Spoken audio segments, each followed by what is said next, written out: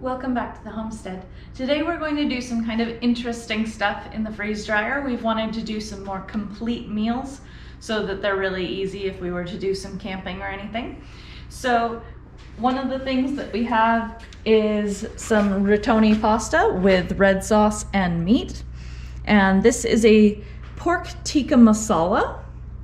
We're also trying peas because we want to know how they freeze dry and how to best reconstitute them.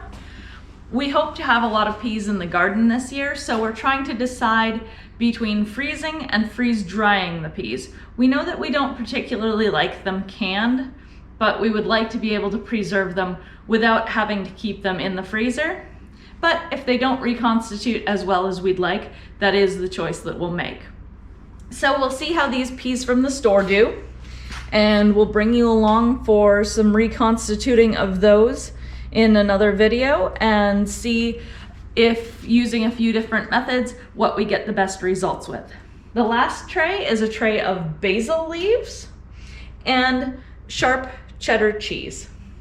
We're going to give all of those a try, so we'll bring you back with the results in just a bit. We've pre-frozen our freeze dryer. And when we put it in here, we are going to select that this was a pre-frozen load of food.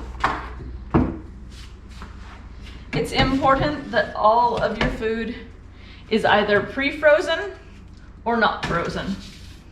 You can't mix the two because it won't freeze dry properly if you don't put it in all the same temperature. So this is all frozen.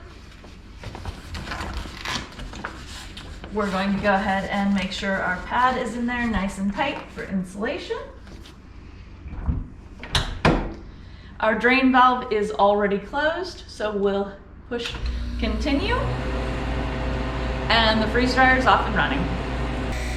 We extended the dry time on this load because we knew that we were going to be asleep when it was going to finish, and it probably would need more dry time, so we just extended it before we went to bed last night.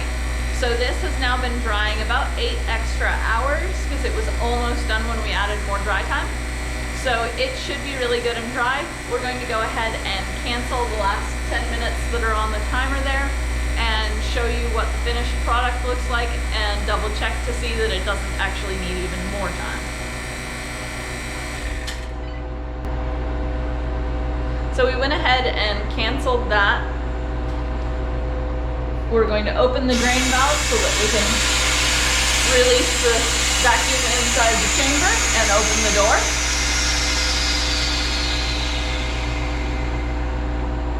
And we never want to assume that it's actually done, so we're not going to clear this yet. We're going to look at the food first. You can see that that has lost quite a lot of volume and it's super light. There's a piece of the meat, which is the thing we would be the most concerned had not dried. It's very clearly dry, so that's excellent. That's our pork tikka masala. On here is our test beans and a couple of sweet potato rounds that didn't get dry in our last batch. What we did with those is when we discovered that they were not actually dry, we just popped them into the freezer and we waited till we ran our next load and just added them to the trays. That's totally fine to do. This is our rigatoni with meat sauce and mushrooms. You can see that's nice and dry.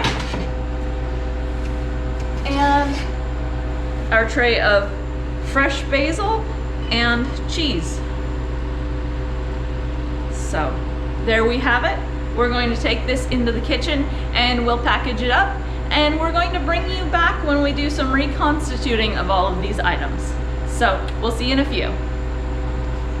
We're ready to try rehydrating some of the foods that we have.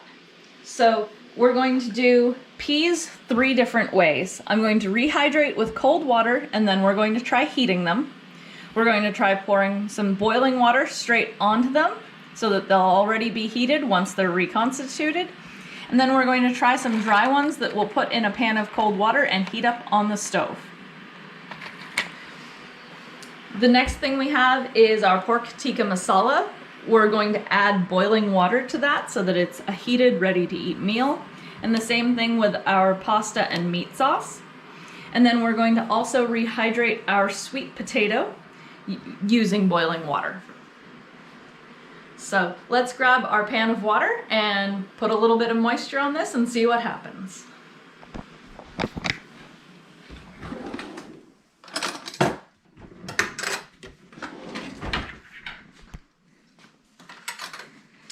These two are going to take the longest to rehydrate, I suspect, so we're going to start with them. They're going to need to sit probably at least 10 minutes.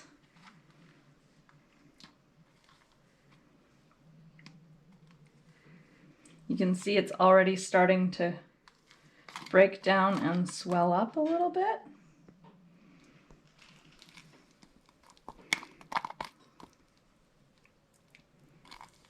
So we're going to start with that much water. I'm not quite sure how much this is going to need, but the smaller your chunks are, the easier it rehydrates. So we're going to try to make sure with like the tikka masala, the pork's going to take quite some time because it is pretty big chunks. I maybe should have cut that up smaller, but this is a learning experience, so we'll see how it goes.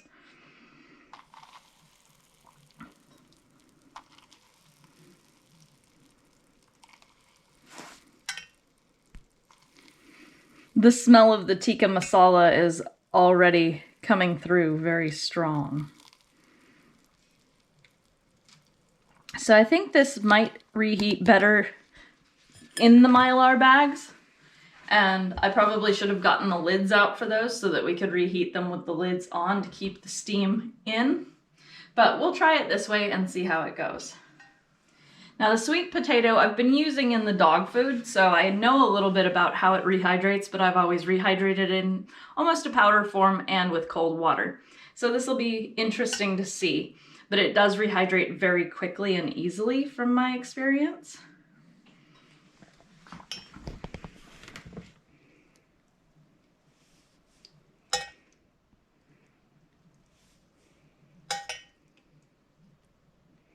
And this is a baked sweet potato, so it should come back with a similar to baked texture.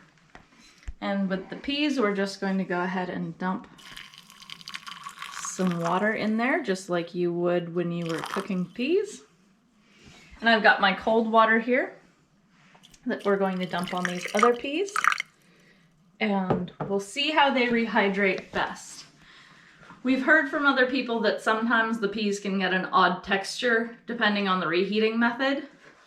And so that's why we want to try it multiple ways and see what turns out best. So we'll bring you back when about 5 to 10 minutes has passed, and we'll show you a little bit more about how this is going.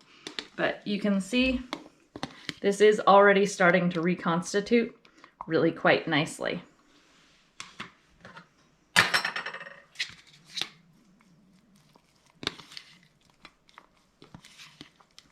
And it looks like it's going to need a bit more water, so I'm going to go ahead and add that now. All right, so here I've got our pan of room temperature water, adding all those peas, and we're gonna stick them on the burner, and we're gonna just cook those as we normally would cook a canned or frozen pea. We're gonna let it have about 10 minutes to sit in there and come up to a boil and boil for a few seconds. So we'll let you know when those are done and bring you back to see how they turned out. We're back with our reconstituted food. Some of this I feel like probably needs a few more minutes. It's been 7 or 8 minutes. If you look at the peas that we boiled, you can see some of them still have a little dimple, like that one. So I think that's gonna mean it's not really rehydrated yet, but let's go ahead and fish one out that looks fat and give it a try.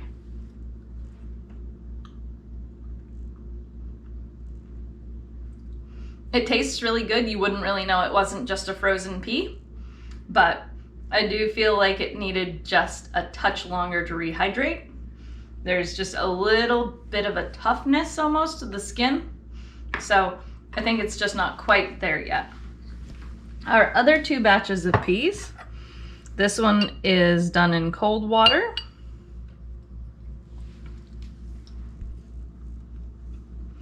It's still very crunchy in the middle, so we'll have to bring you back on that one.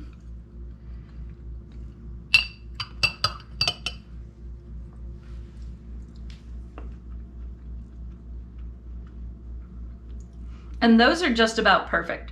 So these ones were hydrated longer than these ones so far because we did those at the beginning of our test.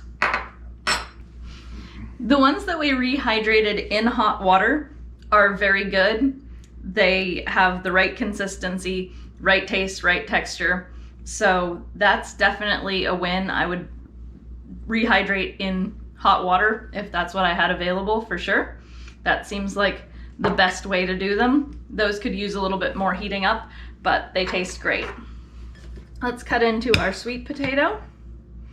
You can see there is still a dry spot in the middle of that. So this would have needed a decent bit longer to rehydrate fully. But this corner of it looks pretty good.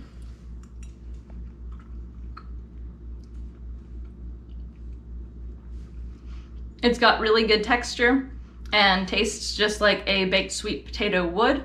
I think these would actually be better mashed, and they would also rehydrate a lot easier. So I think we'll probably try powdering these next time and use them in that form, just because rehydrating them in a hunk seems to be pretty difficult to do.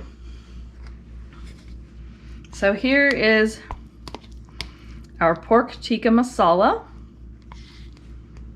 So I've got a little piece of pork in there, got a mushroom, and the rice.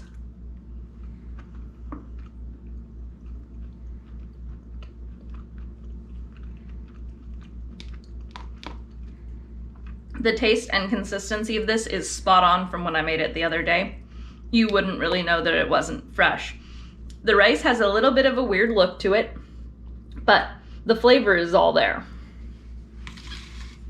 And our last item that we have to try is our pasta with meat sauce.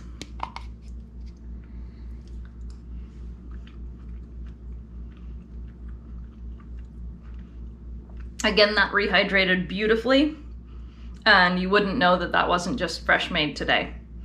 So I would call our complete meals an absolute win.